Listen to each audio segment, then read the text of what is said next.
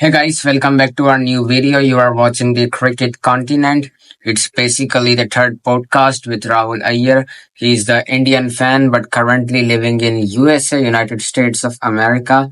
So he will be joining us today for the Indian session. Ajit Agarkar and Rohit Sharma announced the squad few days ago. So we are gonna review that squad today. So hey Rahul, how are you doing today? And welcome to the Cricket Continent. Yeah, Hasnain, I'm doing well. I just had my lunch. So let's start with our first question of the day. Rohit Sharma and Ajit Agarkar just announced the squad few days ago, as I told you. So are you satisfied with the squad, like the 15-member squad and 3 reserves, total 18-member squad? Are you satisfied with that? Yeah, so I'm definitely not very happy with the squad that has been selected for the T20 World Cup. There are not too many changes that have been made, honestly speaking, from the 2021 and 2022 T20 World Cup, where we lost in the group stage in 2021 and lost in the semi final in 2022. The only change that really has been made to the squad is Yashasvi Jaiswal in place of KL Rahul. Other than that, our batting lineup is going to be almost the same. Maybe Shivam Dubey will find a place in the playing 11. Who knows? Maybe he'll find a place. And then the bowling lineup, it's going to be very dependent on Jasprit Bumrah and Kuldeep Yadav, because all the others, I mean, Mohammad Siraj can get wickets with the new ball. Arshdeep Singh can also get wickets with the new ball, but they can also go for a lot of runs as well. Whereas Bumrah, he can be very economical and he can also pick up wickets for you. Same thing with Kuldeep Yadav. The other two, the other spinners in the team, we know Kuldeep Yadav is going to be one of the spinners, but then among the other two, it could be Yuzvendra Chahal, Ravindra Jadeja, Akshar Patel. All these spinners are capable of traveling for runs. So our bowling attack is also looking very weak. So this is overall not such an impressive squad, in my opinion. Oh, perfectly got it. Virat Kohli is also in the T20 World Cup squad for this year 2024. Many social media pages and media houses were claiming that Virat Kohli will not be part of the 2024 squad. It's over for him. He's not a T20 material right now. So we will be going with the youngsters. They were claiming that Virat Kohli is not a T20 material right now. But Virat Kohli is part of the T20 World Cup squad. As expected, the media houses were claiming that he will not be part of the squad. The fans and every expert was saying that he will be part of the squad because he is the big show of the Indian cricket alongside Rohit Sharma. So how are you looking this decision? Virat Kohli in the squad. In my opinion, Virat Kohli is going to play this T20 World Cup. There was never any doubt in my mind that he would play. Over the years, Virat Kohli has many times bailed India out of very tough situations. Very often, Kohli has had to, as a one-down batsman, has had to come in like in the second or third over of the match after India lost early wickets, and he's had to resurrect the innings. He's had to rescue India from trouble, and he's done it very often. And almost all the time, he's done it in high-pressure run chases, especially against Pakistan, who are going to play in round one. He has almost always performed very well against Pakistan.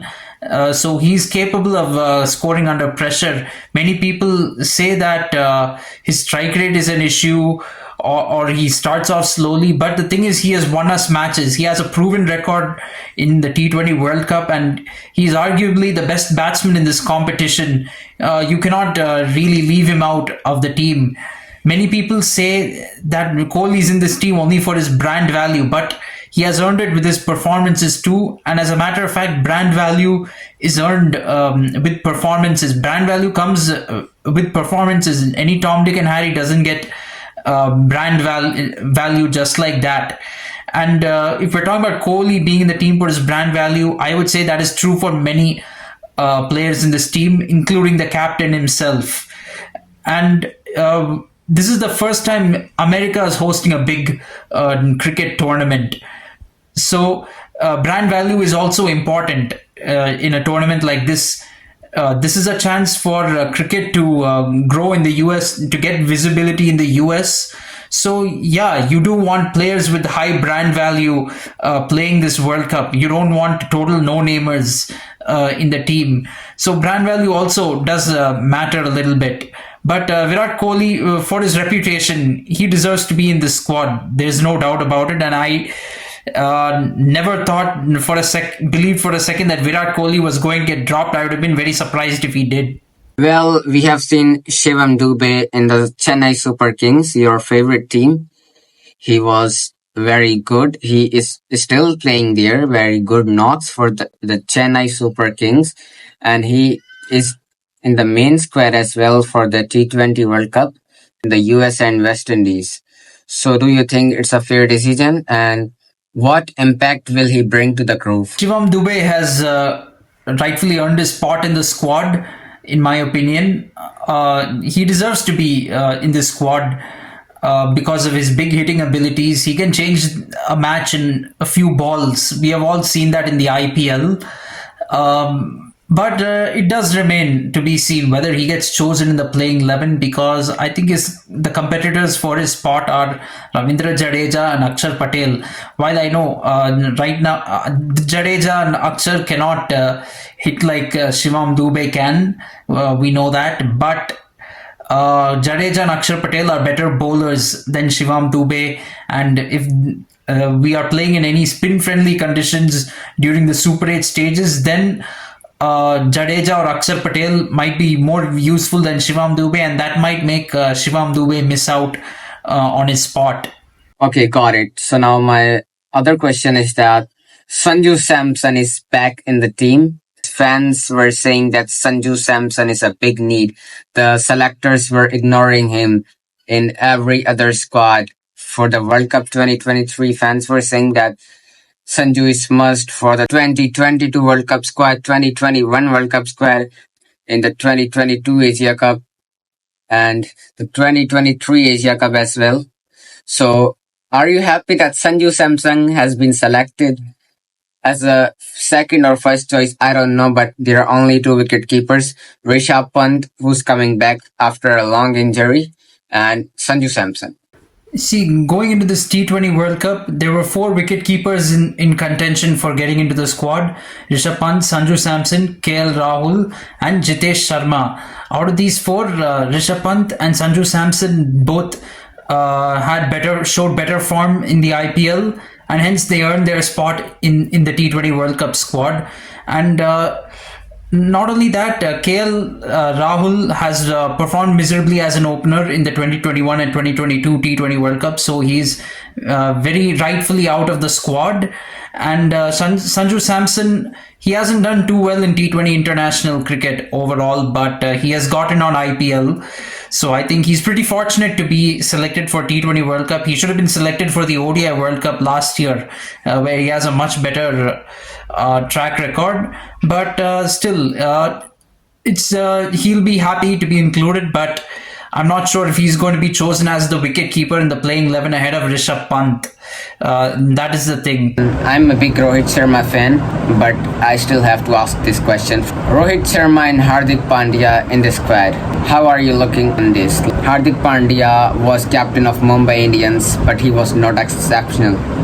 So, and everyone was saying that Rohit Sharma will not be part of the squad, the T20 World Cup squad. He is retired, he is finished. So, what are your thoughts? I think, as a matter of fact, there are a lot of debates going on about whether Rohit Sharma deserves the captaincy or not. But in my opinion, he doesn't even deserve to be in this squad, let alone in the playing 11. I mean, because look at his track record in T20 World Cup since 2016.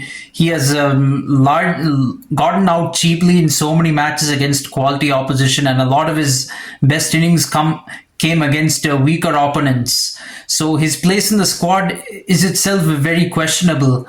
In the 2022 T20 World Cup, he was one of the slowest batsmen of the tournament, and he scored a 27 off 28 in the semi-final, which is one of the factors that led to India's 10-wicket defeat in that semi-final match. Yes, he batted brilliantly, almost T20-like during the last year's ODI World Cup, but that ODI World Cup performance cannot be a factor for selecting a team for T20 cricket. And if you say that he's in this team under captaincy quota, well, as a captain of the Indian team under Rohit Sharma's captaincy, India lost terribly in the semi-final of the T20 World Cup in 2022. They lost by 10 wickets. They got humiliated in the World Test Championship final last year against Australia. Yet again against Australia in the ODI World Cup final, we lost very badly. Yeah, you can say that in the ODI World Cup, at least we won 10 matches to get to the final, but we lost in the final, and we lost in a World Cup at home where we were the number one team. So that to me is a total failure. There's no use of those 10 wins after we lost in the final and we couldn't win a World Cup at home. For me, Rohit Sharma's captaincy should have been over that day. He should not have seen another day as the white ball captain of Indian cricket. And for Hardik Pandya's inclusion, I have to say, yeah, Hardik Pandya has had a terrible IPL with bat, ball, and as a captain. Yes, but unfortunately, he's our only pace bowling all-rounder option right now. He's the best we have got. We have Shivam Dube, who's also a pace bowling all-rounder, but bowling wise, we cannot rely on Shivam Dube. So Hardik Pandya is the best option we've got. Hopefully, he will come up clutch like he has in the last T20 World Cup. He'll play some clutch innings, and hopefully he'll find his form. There's been a lot of outside noise which has disturbed his performances during the course of this IPL, but he's a professional sports person and he has to put those things aside. So predict your playing 11 from the 15-member squad. So my playing 11 is going to be Rohit Sharma and Yashasvi Jaiswal opening the batting. Number 3, Virat Kohli. Number 4, Surya Kumar Yadav. Number 5, Hardik Pandya. Number 6 will be Rishabh Pant. Number 7, it's really a toss-up between Jadeja, Akshar or Shivam Dube. I'm going to go for Akshar Patel because he's a proper all-rounder. Shivam Dube is a pure batsman and is more of a pure batsman, although he can bowl, but this team needs all-rounders, so I would have to go with Akshar Patel because he's a better hitter than Jadeja and a better bowler than Shivam Dube, so that's my reason for going for Akshar Patel. And then bowling lineup, the 4 bowlers, there will be Jasprit Bumrah, then Kuldeep Yadav, then Arshdeep Singh, and I would go for Yuzvendra Chahal. So these would be my 4 bowlers. So that makes up the playing 11. Disappointing exclusions in the squad. Unfortunately, they're in reserves. Shubman Gill and Rinku Singh.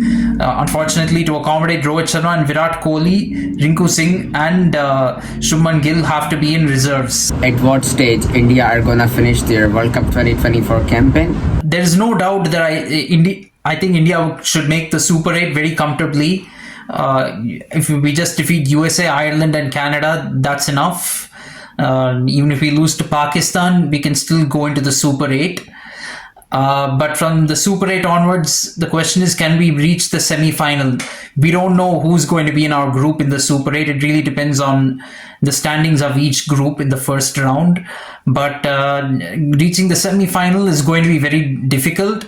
And sadly, I have to say that if we reach the semi-final, we've performed to our capability. I think the semi-final is all that we are capable of.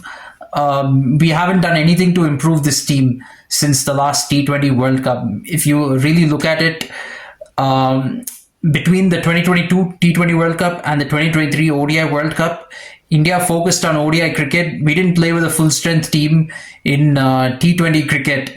And then even after the ODI World Cup ended, only in January did Rohit Sharma and Virat Kohli finally play. And at that time, we didn't have our full-strength bowler. So we've never played with a full-strength team since the last T20 World Cup.